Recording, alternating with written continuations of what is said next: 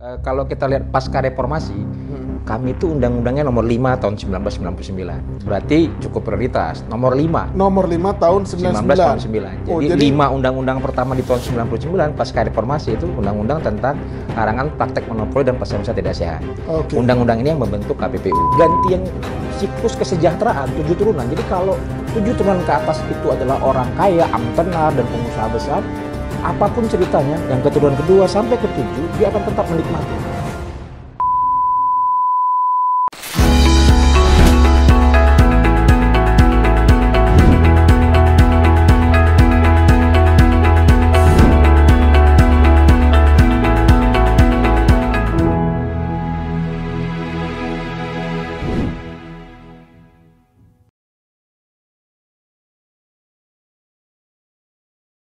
Kawan baik, jumpa kembali di Nur Iswan Channel.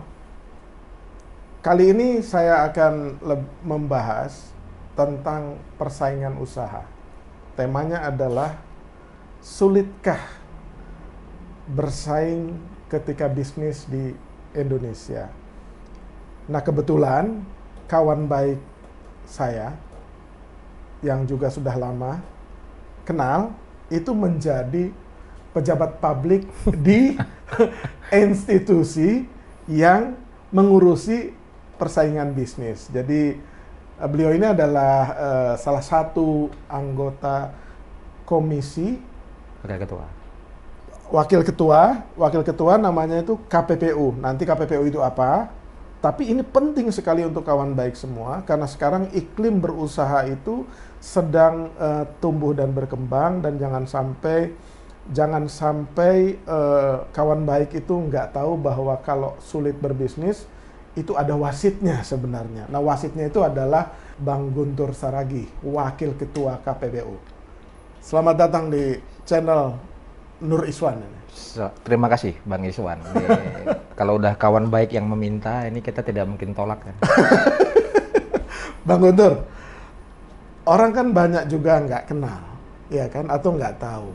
Ya kan, KPPU itu apa, ya kan, kapan dia dilahirkan, terus ngapain saja, jangan-jangan nggak ada kerjanya, kan harus tahu juga. Oh, iya. Ya kan, jangan-jangan ini Makan gaji sepi-sepi buta. aja, ya kan? Makan gaji buta. Makan gaji buta. Jadi kesibukan Bang Guntur harus tahu. Silakan Bang Guntur. Ya, Bang Mulai Iswan dari ya, KPPU untuk itu gimana sejarahnya? sahabat baik semua. Jadi gini, kalau kita lihat pasca reformasi, kami itu undang-undangnya nomor 5 tahun 1999. Berarti cukup prioritas. Nomor 5. Nomor 5 tahun 1999. 99. Oh, Jadi 5 undang-undang pertama di tahun 99 pasca reformasi itu undang-undang tentang larangan praktek monopoli dan persaingan usaha tidak sehat. Oke. Undang-undang ini yang membentuk KPPU. Larangan praktek monopoli dan persaingan usaha dan tidak persaingan tidak sehat. sehat. Lebih dulu dibanding KPK. Oh, lebih dulu ya? Lebih dulu. Oke. Undang-undangnya ya. Berarti ini dianggap sangat penting. Sangat penting, Oke. karena dia nomor 5. Nomor 5. Tahun 1999. Itu nomor 5, bahkan di Asia Tenggara kita yang pertama. Wih. Untuk Asia Tenggara, Oke. lembaga ini. Makanya dulu kita menjadi mentor untuk beberapa lembaga pengawas persaingan. Malaysia, Kamboja itu kita mentorin. Oke. Dari internasional titip ke Indonesia, KPPU, untuk membuat lembaga pengawas persaingannya mendukung di Asia Tenggara. Oke. Pertanyaannya, kenapa hadir juga? Ya. Gitu. Kita pernah ingat kan ada game di kita, kaya 7 turunan. Oh, kaya 7 turunan. Kaya 7 turunan. Kan nggak salah. Seolah-olah nasib yang nggak kaya itu bagaimana? Oke. Nasib-nasib orang-orang yang misalnya dari lahir dari keluarga bukan kaya, kan susah Dan ingin menembus. menjadi kaya. Susah kan, karena sudah 7 turunan. Oh, oke. Nah, paling kalau sialnya kalau perempuan dapat cowok kaya keturunan ke-8, miskin kan. Jadi turunan 7, tapi bisa kebayang berarti tidak ada pergantian siklus kesejahteraan 7 turunan. Jadi kalau 7 turunan ke atas itu adalah orang kaya, amtenar dan pengusaha besar, apapun ceritanya, yang keturunan kedua sampai ke-7 dia akan tetap menikmati. Iya. Dalam dunia nyata, dunia bisnis itu tidaklah sehat gitu. Oke. Apakah memang Tuhan memberikan kita faktor genetis semata? Oke. Karena orang tua saya, nenek moyang saya kaya, nenek moyang saya berpendidikan cerdas dan segala macam. Saya pun kaya. Apapun kondisi saya, malas pun saya akan dapat dampak MK kaya 7 turunan. Oke. Nah, padahal dalam hidup nggak juga. Kapan bergantinya si miskin ini Oke. yang bisa berjuang, gitu kan. Tentunya si miskin, oke, modal dasarnya lebih kalah dia. Ibarat kata lari, modal dasarnya kalah, dia tidak dari orang kaya. Tapi di tengah perjalanan dia bisa punya usaha. Makanya dalam bisnis semua dibuka ruang itu. Silahkan yang mana paling kompetitif memenangkan sampai finish. Nah, persaingan usaha juga sama. Kita masih ingat dulu betapa sakitnya zaman POC, zaman penjajahan Belanda. Itu kan berangkat dari usaha. Usaha yang kemudian juga menguatkan hegemoni kekuasaan politik. Dan yang terjadi apa? Jarang sekali terjadi pergantian nasib. Kalau udah memang dia kaya, udahlah, jadi kaya lah dia. Jadi misi penting dari Undang-Undang Persaingan Usaha itu adalah melindungi orang yang mau berusaha, tapi tidak terlalu kuat, kemudian bisa mati karena ada persaingan yang tidak sehat. Ya, pasti. Misinya itu ya? Karena zaman Orde Baru dulu kita bisa lihat, kan dulu tuntutan reformasi, mungkin Bang Iswan kan sebagai tokoh reformasi dulu ya, kan salah satunya kan pemberantasan kroni-kroni gitu. Kan kita bisa lihat, ini tidak hanya keturunan, tapi kroni. Kalau tadi kan agak sempit keturunan. Lebih lebar lagi tuh. Lebih lebar. Jadi oke, saya nggak keturunan orang kaya, tapi saya teman orang kaya. Dan teman penguasa. Maka dia bisa. Walaupun, kan kalau dulu kita lihat itu, tidak punya latar belakang bisnis, tiba-tiba jadi pebisnis besar.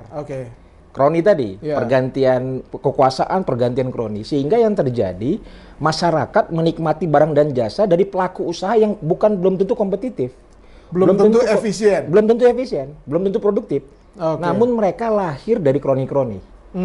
Kan ini sebenarnya tidak adil juga. Berarti dampaknya kalau misalkan itu tidak efisien, bebannya itu adalah di masyarakat dengan harus menerima kenyataan membeli dengan harga yang mahal. Pasti. Dan memang harus diakui Indonesia masih tertinggal urusan itu. Gitu ya. Jadi ada nilai ICOR, Incremental Output Ratio, jadi Capital Output Ratio, kita tuh masih 6,3. Bayangkan untuk membuat satu output perlu 6,3 input. Malaysia sudah di 3, sekian. Parameternya itu ya? Nggak efisien. Nggak efisien. Jadi kita cari jadi biayanya mahal. 6 baru ngasihin 1. Nah, ini sebenarnya ujung-ujungnya kepentingan masyarakat. Bahkan saya pernah sampaikan juga kenapa ada potensi korupsi, salah satunya gap ini. Kenapa? Karena kalau gap ini ada, berarti ada ruang untuk bagi-bagi untuk korupsi. Nah, kemudian peran KPPU sendiri, teknisnya itu seperti apa tuh dalam mengatur persaingan tidak sehat itu? Ya, yang pasti gini, kita berharap perusahaan yang survive dan berkembang, dia berangkat dari persaingan yang sehat, tidak dari persaingan yang tidak sehat. Even punya pemerintah. Apakah proteksi itu bagian dari itu? Proteksi kita harus lihat, proteksi ini memang dilandasi oleh kepentingan publik atau tidak. Makanya di undang-undang dikatakan diperkecualikan kalau ada undang-undang yang mengatur. Contoh listrik. Listrik itu kan memang kalau hari ini teknologinya belum ada teknologi wifi kan. Jadi kan nggak mungkin listrik dikirimkan melalui Bluetooth. Kan tetap harus kabel. Tetap harus kabel. Ada untuk infrastrukturnya. Kabel, tiang-tiang semua memang secara teknis skala ekonomi harus terjadi. Makanya mungkin hari ini masih pilihannya monopoli. Untuk infrastrukturnya, walaupun kita masih lihat sekarang ada kemungkinan tenaga surya, ada kemungkinan pakai tenaga lain, tapi jaringannya barangkali nah, itu kepentingan publik, itu public interest, diperbolehkan monopoli. Makanya harus undang-undang. Undang-undang itu kan cerminan dari kepentingan publik karena DPR di dalamnya. DPR kan wakil rakyat, gitu lah. Jadi ini menjamin itu. Kenapa? Karena kalau kita lihat Jepang, Jepang itu bisa maju setelah kekalahan Perang Dunia. Karena lahir persaingan di dalamnya. Jadi perusahaan hari ini yang kompetitif itu berangkat dari persaingan yang terjadi. Kalau nggak akan bisa. Honda, Yamaha dan beberapa pemain lain, Suzuki dan segala macam itu bisa bersaing di negeri orang. Karena apa? Karena orang-orang yang lahir dari persaingan yang sehat di dalam, dia akan mampu survive dan bersaing di luar. Itu yang diyakini oleh Bang Guntur ya, bahwa perusahaan kuat itu akan lahir dari satu persaingan yang sehat. Iya. Sama saya contohkan kayak keluarga. Saya kadang-kadang lihat ketika keluarga yang lahir diproteksi sama orang tuanya, lihat nanti ketika dia sudah besar, dia akan bertarung di pasar, di luar, dia akan berhadapan dengan pemain-pemain lain, nanti akan jadi cengeng, nangis, dan ujungnya main lagi ke dalam. Itulah yang akhirnya minta jago lagi kandang. Ke papa mama, jago kandang. Anak-anak pejabat kadang. Jadi analoginya seperti itu ya? Iya, karena orang yang bisa kompetitif di luar itu harus berangkat dari proses persaingan di dalam. Kita nggak bisa mengharapkan anak-anak kita itu bisa bersaing di luar dengan kuat dan segala macam kalau dia tidak pernah. Bagaimana Bang Guntur, atau KPPU itu mengatur mekanisme, ya kan, mekanisme itu, tapi nanti akan kita lanjutkan di segmen berikutnya, ya. Ya. Jadi sabar dulu nih. Ya. Oke.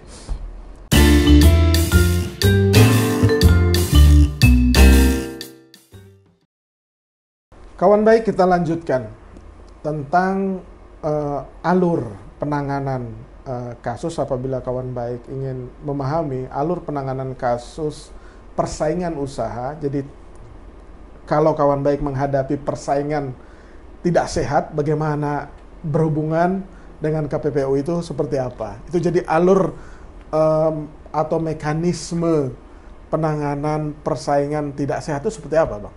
Ya, baik Bang Iswan. Jadi di kita itu kalau untuk perkara bisa dua, kita inisiatif maupun dari laporan. Jadi kalau kawan baik semua melihat itu boleh melaporkan dan kita akan jaga rahasianya. Karena kadang-kala ada kepentingan juga bagi pelapor untuk identitasnya tidak diungkapkan. Untuk keamanan misalnya. Cara melapornya itu bagaimana? Bisa datang lewat, sendiri? Bisa datang, atau? bisa juga memberikan informasi. Jadi walaupun kalau informasi berarti dia tidak dalam bentuk pemberian laporan, hanya informasi. Segala sesuatu itu pasti kami harapkan. Kenapa? Karena memang kami berkeyakinan kerja kami itu bisa optimal kalau didukung oleh masyarakat.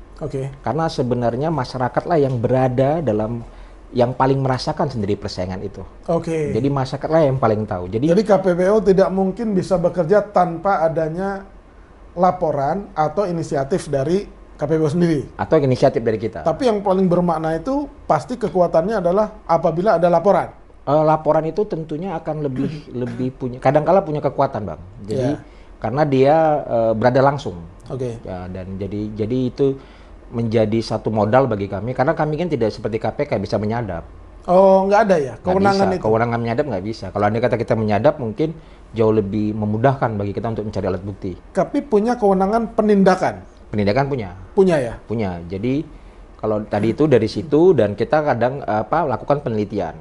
Kita teliti dulu karena memang ada kalanya mungkin dianggap itu pelanggaran di persaingan, bisa jadi itu juga di konsumen. Karena memang di Indonesia itu pengawasan konsumen dan persaingan nggak nyatu. Kalau di berbagai negara nyatu. ACCC kalau di Australia, Consumer Protection masuk di sana. Kalau di kita? Itu di BPKN kan, Badan Perlindungan Konsumen Nasional. Jadi seringkali juga memang kita, kalau di Australia satu badan? Satu badan, Malaysia juga sama. Beberapa negara sama. Jadi pelindungan konsumennya diasuh sama lembaga pengawasan persaingan.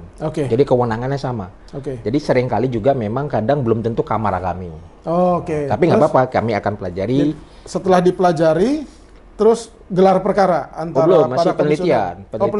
Penelitian tadi apakah ini masuk? Apakah laporannya benar atau tidak? Benar enggak, klarifikasi laporan. Apakah ini memang sesuai dengan undang-undang? Ada pasal tidak di kami begitu. Tapi ini untuk hubungannya dengan perkara. Namun kami juga ada hubungannya dengan advokasi gitu, di pencegahan dan juga di rekomendasi kebijakan. Sebenarnya kalau melihat di YouTube atau di berbagai media lebih banyak kami urusan ke advokasi kebijakan dan pencegahan. Contoh misalnya saja kita anggap ada suatu kebijakan itu tidak positif, tidak kondusif dengan persaingan. Itu kita selalu menyuarakan. Jadi kalau dilihat di YouTube, di Google, saya itu lebih banyak komentar urusan pencegahan dan advokasi kebijakan pemerintah, seperti impor, seperti kebijakan terhadap pelaku usaha, itu kita banyak di sana. Karena satu hal, penegakan persaingan itu yang terpenting bukan jumlah perkaranya sebenarnya. Ada juga urusan di kebijakan. Kebijakan sama kan, misalnya di pemerintah itu punya banyak kebijakan. Jadi terbatas kebijakannya itu pada kebijakan yang menodai persaingan atau tidak? Yang kontraproduktif lah ya. Misal gini, karena kita kadang lihat begini juga di berbagai pemerintah ya. Maka kan kita kan nggak dibilang eksekutif, kuasi yudikatif. Di pemerintah kadangkala suatu perspektif gitu ya, ingin misalnya saja beginilah, kadangkala di kita itu pemerintahnya tuh ingin begitu terlibat dalam kegiatan usaha. Semangatnya baik, niatnya baik gitu loh. Namun apakah itu kontraproduktif dengan persaingan? Karena pada dasarnya pemerintah tidak boleh bersaing dengan rakyatnya. Benar. Karena kalau pemerintah, bagaimana mungkin regulator ikut dalam permainan? Dalam permainan, kadangkala niatnya ibaratnya misalnya jadi wasit tapi ikut nendang bola golin. Misalnya kebijakan-kebijakan apalagi yang kita ketahui mungkin kawan baik Indonesia tuh tergolong yang kegiatan usahanya masih banyak proporsi BUMN. Oh iya. Jadi kalau dikatakan orang kita ini nggak cinta produk dalam negeri, kita itu seolah-olah banyak dibanjiri produk asing. Entar dulu. Data OECD mengatakan kita tuh tergolong negara yang proporsi kegiatan BUMN-nya terbesar. Hanya di bawah Cina. Berapa persen itu? Saya lupa, tapi nomor 2 di bawah Cina. Oh, di bawah Cina. Kalau Cina kita tahu memang semuanya memang pemerintah. Artinya dari sisi persaingan itu ya sungguh tidak sehat dong. Belum tentu tidak sehat, namun begini, karena BUMN pemiliknya pemerintah rawan. Oh, oke. Misalnya saja keinginan misalnya untuk mengoptimalkan BUMN. Ya. Keinginan untuk menciptakan BUMN lebih banyak untung. Ya. Kita tahu di undang-undang BUMN salah satu tugas BUMN cari untung, itu pula kan. Oke. Nah, jadi ini yang menjadi tantangan bagi kita gitu. Tantangan kenapa? Karena jangan sampai kehadiran BUMN yang mungkin niat baik untuk BUMN apa segala macam, namun itu kontraproduktif dengan persaingan. Oke. Contoh yang paling vulgar tuh misalkan boleh nggak saya menjual misalnya importasi pangan? Ya. Itu kan itu yang dimaksudkan kali ya. Misalnya kebijakan importasi pangan begini. Suka tidak suka kalau importasi kita harus bijak ya, karena ada keberpihakan, karena ada kedaulatan di sana. Ya. Kita tidak bisa sepenuhnya mekanisme persaingan. Oke. Karena akan bahaya bagi kita kalau kita tidak punya produksi pertanian. Oke. Karena pertanian menyentuh soal bisa kemana-mana kan. Iya.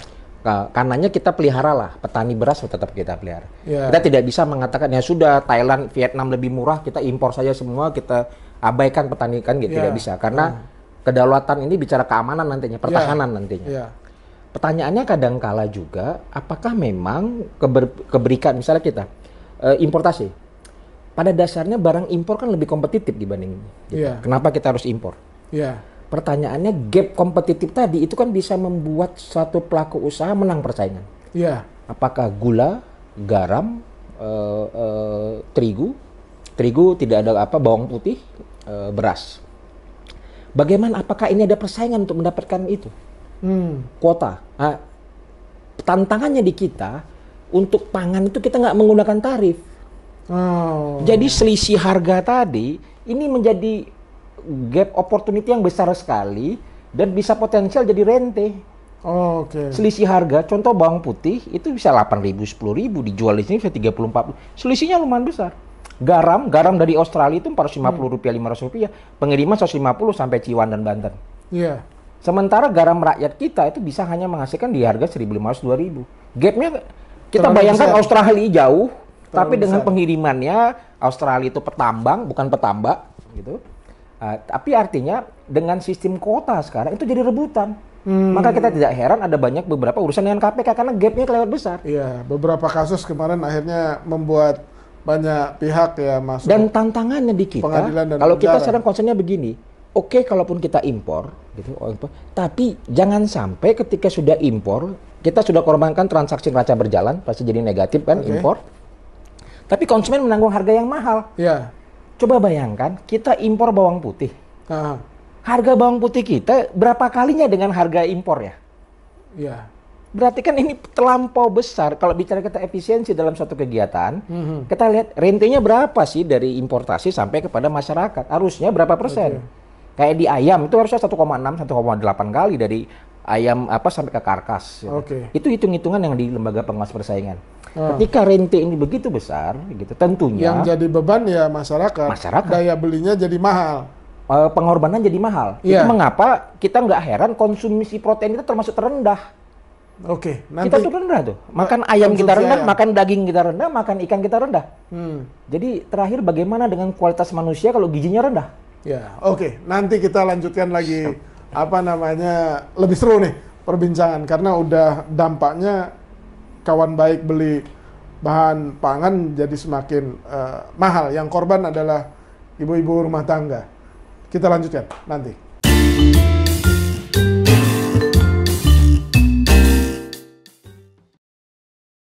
Kita lanjutkan kembali tentang persaingan usaha agar kawan baik semua mendapatkan informasi yang lebih lengkap. Kita ingin bertanya ke Bang Guntur soal penanganan perkara persaingan usaha ini. Sebenarnya kalau berdasarkan pengalaman Bang Guntur, susah apa gampang gitu. Karena kadang-kadang mungkin isu yang ditangani mungkin berat ya kan. Kalau yang mudah ya mungkin mudah. Tapi kalau yang berat-berat itu sulit nggak nanganinnya? Misalkan apakah ada tekanan, apakah ada lobby dari pengusaha kan? Wah, yang pasti memang jujur saja semenjak jadi di KPPU susah berteman. Susah bertemu dengan teman. Gitu ya? Jadi curhat aja. Jadi kadang-kadang kalau teman jadi direktur, jadi komisaris di satu perusahaan yang berpotensi, kita jadi agak jadi nggak mau ngajak apa, susah lah. Ngajak saksi lah gitu. Ataupun kadang-kadang ya kita ngomong apa, nggak apalah gitu. Jadi sulitnya di situ memang. Makanya pantasan kesini juga aja. Kita kan baru berapa tahun? Saya juga 2 tahun tidak bertemu. Nggak ketemu gitu. Karena saya itu memang apanya. Jadi kebiasaan. Cara untuk mencegah ya. Potensi konflik of interest. Ya. Oke. Atau juga mencegah juga nanti bahasan-bahasan itu jadi nggak enak. Gitu. Jadi kadang-kala pertemanan kan bisa kita ngomong macam-macam ya. Namanya berteman dulu dari A sampai Z kita dulu. Apalagi saya latar belakang memang bukanlah orang-orang apa ya yang elitis, bukan lah ya. Sama Bang Iswan kita tahu ya dulu kumpul gaul gitu kan. Tapi kita kadang menjaga itu. Jadi kadang-kadang aduh harus mengurangi itu. Untung sekarang udah pandemi Covid. Jadi secara desain memang pasti nahan itu. Alasan pakai itu. alasan. Jadi itu. Jadi kadang-kadang acara komunitas gitu kan. Ya kadang-kadang di komunitas kan bisa jadi ada salah satu atau padahal belum tentu juga yang ternyata berperkara atau punya potensi atau apa gitu kan. Jadi kadang-kadang kalau di acara komunitas saya sering cepat cabut itu dulu. Berarti ada ya berdasarkan pengalaman adalah itu pernah atau mengalami upaya-upaya yang PDKT dari pihak baru duga-dugaan ya. Jadi saya ini penderitaan, bukan penderitaan lah ya, tantangan lah ya semenjak di KPPU. Jadi kalau ada acara undangan, acara kumpul, saya paling cepat cabut itu. Jadi acara itu nggak lama undur diri. Karena memang nanti kalau udah kumpul ya namanya kita juga punya ada paparazzi foto ya kan. Iya, kadang ngobrol gitu dibilang potensi konflik. Enggak, dibilang ini gimana? Kita bilang nggak tahu, kita tahu kan? Nggak mungkin kan? Ini nggak mungkin kan? Kalau dibilang nggak tahu, nggak profesional banget. Lu kerja ngapain aja nggak tahu kan? Jadi itu belum lagi memang kalau dari kebijakan memang seringkali begini, persaingan itu kan belum dianggap sebagai hal yang paling prioritas dari berbagai pihak. Jadi lembaga pengawas persaingan di Indonesia itu memang masih banyak urusannya dengan advokasi kebijakan. Kita kadang tahu juga satu sisi pemerintah punya dasar pemikiran buat kebijakan. Itu mengapa waktu di Jepang itu juga mereka kaget itu. Kita mengenalkan ada namanya persekongkolan vertikal. Apa itu maksudnya? Jadi dari panitia kepada peserta tender. Kan biasa selama ini kan sesama peserta tender, pelaku usaha. Kan itu yang dikenal horizontal namanya. Di sana kaget. Kenapa? Kok KPPU ada persekongkolan vertikal, teori apa lagi nih? Maksudnya ada teorinya cuma maksudnya. Karena biasanya gini, kalau orang ikut tender, misalkan di pemerintah, ya kan, tender, peserta tender tuh sudah bersepakat untuk menentukan harga, menentukan standar, nanti kamu yang menang, nanti yang menang tuh bagi-bagi. Maksudnya itu ya? Itu namanya persekongkolan horizontal. Kalau persekongkolan vertikal, panitia pengadaan atau siapa yang berwenang untuk menunjuk pemenang itu yang bersekongkol. Panitia tender bersekongkol dengan peserta tender. Di Jepang dia nanya, kok bisa orang yang nyari menyeleksi dia bersekongkol, kan aneh logikanya. Kalau sesama horizontal nggak apa-apa, kita mungkin arisan ya. Saya yang menang ya, kita gantian ya nanti gitu. Atau kita janganlah perang harga, nanti kita kan margin kita kan kepangkas. Kalau ini arisan project. Itu dibilang, tapi kalau vertikal kok bisa yang ngasih konsumennya kan kayaknya. Konsumennya bersekongkol untuk pemenang. Tapi itu memang tantangan. Barangkali memang ya uniknya begitu barangkali. Ya dari beberapa kasus yang terjadi kan makanya sering ada yang ketangkap. Panitia tender, kan? Panitia tender mendapatkan gratifikasi dari peserta tender kan gitu ya. Jadi pernah nggak ada yang nyoba itu mendekati waktu menangani perkara nih? Ya kan? Pernah pasti kan? Kadang-kadang lobby-lobby gitu. Kalau itu memang menawarkan sesuatu. Makanya kalau itu kita selalu kalau di tempat gitu ya. Saya kadang-kadang di berbagai itu pakai topi. Topi. Topi kadang. Pernah juga ada satu itu tiba-tiba saya ditegur gitu. Saya agak aneh loh. Kok bisa kenal saya? Saya bukan public figure gitu kan.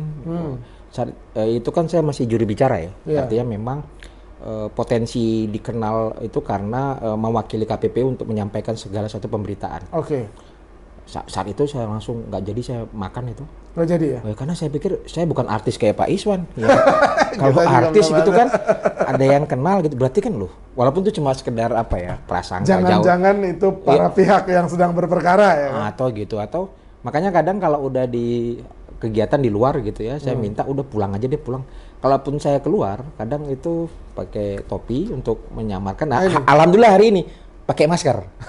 Jadi. Tapi gini. Kalau misalkan menolak pendekatan dari orang yang tidak dikenal, Bang Guntur mudah menolaknya. Misalkan masuknya kan biasanya dari sekretaris, ya kalau nggak kenal dan udah pasti tahu. Tapi yang repot itu yang sudah kenal lebih dulu dengan Bang Guntur, jauh sebelum Bang Guntur jadi komisioner KPPU. Kemudian datang, kemudian dia membawa pesan itu tuh. Itu nolaknya susah nggak tuh? Ya paling biasanya bungkusnya begini. Kadang kita tahu lah ya. Kalau yang masih muda kanda, diskusi dulu kan gitu. Diskusi dulu. Mau silaturahmi nih. Silaturahmi gitu kan. Ada yang mau saya konsultasikan, ya judulnya akademik. Karena saya berangkat dari dosen gitu kan. Kadang-kadang kan kita kan dengan akademik kan. Tapi kita lihat kok diskusinya mengarah ini. Ya sudah kita apakan. Ya udah. Makanya jadi akhirnya agak susah gitu, Bang. Jadi ya nggak lama-lama gitu kan, ya udahlah apa gini apa dan segala macam. Karena memang sering kali itu juga tadi tuh karena komunitas ya dan bungkus apa tapi itu masih dugaan lah ya. Tapi kalau yang apa saya memang langsung bilang enggak gitu ya, maksudnya langsung straight to the point gitu, enggak gitu ya. Makanya sekarang makin nggak bergaul. Serius, artinya berarti ilmu yang makin tingginya itu adalah ilmu menolak secara halus. Iya, makin nggak bergaul sekarang. Jurus menolak secara halus. Kalau ada acara komunitas makin. Kadang-kadang kan, jadi ini gitu kan. Kita kan di komunitas gitu kan. Alah nggak usah. Gitu. Mau apa gitu kan, di komunitas gitu kan. Udah deh, makin barangkali di antara semua beban itu ini yang paling berat. Dari latar belakang kita guyup, bebas gitu, apalagi saya latar belakang pengajar ya, dosen ya. Dosen itu kan tipikalnya bebas berpendapat segala macam gitu ya. Mau tidak mau harus mengerem. Gitu. Maka kadang-kadang awal-awal dulu bekerja, saya harus bilang tuh saya minta sama tim, gue masih jadi pengamat nggak gitu. Karena beberapa tahun jadi pengamat gitu kan. Pengamat sekarang itu. Gini, selama menjabat ya, ada yang berat nggak ditanganin? Yang tekanannya apa? Itu apa? Kasusnya apa? Ada, cuma mungkin etiknya saya nggak boleh membahas kasus yang ditangani. Jadi kami ini selain menjadi penyelidikan juga persidangan. Persidangan jadi kami menjadi majelis. Jadi memang putusan itu tidak kita komentari gitu. Karena itu seperti sudah di Mahkamah Agung ya? Ya, jadi kalau udah putusan majelis kita tidak boleh komentari, biarkan nanti kan itu diuji kan. Jadi kawan baik harus mengerti. Terpaksa saya menahan diri untuk tidak bicara kasus sama beliau ini. Padahal saya kepengen. Jadi ada kode etik yang mengikat ya kan? Ya, tidak menilai itu gitu. Tapi memang yang bisa kita rasakan begini memang. Ini mau tidak mau karena kita berangkat dari penegakan hukum. Di hukum itu kan mau tidak mau juga harus memenuhi formil. Kita tidak bisa sepenuhnya bersanding kepada insting. Nggak bisa. Misalnya kan semua itu harus kalau di undang-undang kan 2 alat bukti minimal. Jadi jangan heran yang tidak bersalah belum tentu tidak melanggar. Bisa jadi karena tidak ada alat bukti yang bisa yang mendukung sehingga kita berangkat pada itu. Jadi memang kita harus bisa menekan. Kalau dahulu sebagai pengamat kita mengatakan kan kalau kajian kan bebas kan hipotetikal kan. Hipotetikal kan kita bisa katakan ini data segala macam itu. Namun tidak. Jadi pernah juga saya misalnya dalam satu itu membebaskan. Gitu. Tapi kembali prinsipnya membebaskan itu memang bukan karena tidak bersalah, tapi karena belum tentu bersalah, tapi karena tidak ditemukan tidak yakin unsur bukti alat bukti sehingga itu realita gitu. Itu yang memang harus diterima begitu karena kita negara hukum ya. Artinya kita tidak bisa pakai prejudice saja. Ini pasti ini apa enggak ini. Jadi pakai prinsip presumption of innocence. Oh ya, Azas jadi praduga tidak termasuk bersalah yang mau juga. naik perkara juga. Seringkali kan tekanan publik. Oh. Perkara A, ini kejadian A, B, C, D, tapi tidak bisa sesuai dengan aturan kita. Harus ada indikasi, satu alat bukti naik ke penyidikan. Penyidikan naik berikutnya sampai ke persidangan untuk jadi putusan. Oke. Tidak bisa kita model misalnya, ini kebebasan kita kalau masih di civil society ya. Ya. Tanpa satu pembuktian formil alat bukti kan kita bisa melakukan Nggak bisa. sebuah analisis. Iya, betul. Ini gitu. Oke. Kalau di kita tentu tidak. Itu berangkat dari itu. Itu barangkali tantangan ya. Dua hal ya. Jadi makin kuper, kurang pergaulan. Jadi yang kedua tadi tuh nggak semua hal itu bisa kita ikutkan itu ya. Harus bicaranya proof alat bukti. Ya, oke. Terima kasih Bang Guntur. Terima kasih Bang Sudah Iswan. hadir di Indonesia One Channel. Jadi kawan baik semua. Mudah-mudahan bahasan tentang persaingan ini menjadi bermanfaat buat kawan baik semua. Karena iklim berusaha sedang ditumbuh kembangkan. Apabila kawan baik menemukan aspek-aspek yang menurut kawan baik itu mengarah kepada persaingan tidak sehat, maka segera laporkan ke Komisi Pengawas Persaingan Usaha KPPU. Ya. Betul gitu ya? Siap. Betul nggak? Oh iya. Wah, jadi jangan takut-takut kalau merasa tidak adil dalam persaingan bisnis, segera laporkan KPPU dan semoga KPPU bisa melakukan tindakan agar iklim berusaha kita menjadi semakin sehat. Yep. Terima kasih Bang Guntur. Terima kasih Bang Iswan. Mudah-mudahan sehat terus dan bertugas. Terakhir dengan dari baik. saya. Siap. Kalau ada anak perawan, biasanya tampilannya menawan. Kalau saya sudah tampil di channel Nur Iswan, insya Allah makin kita tegakkan persaingan. Terima kasih Bang Guntur. Terima kasih. Sampai jumpa di bahasan yang berikutnya.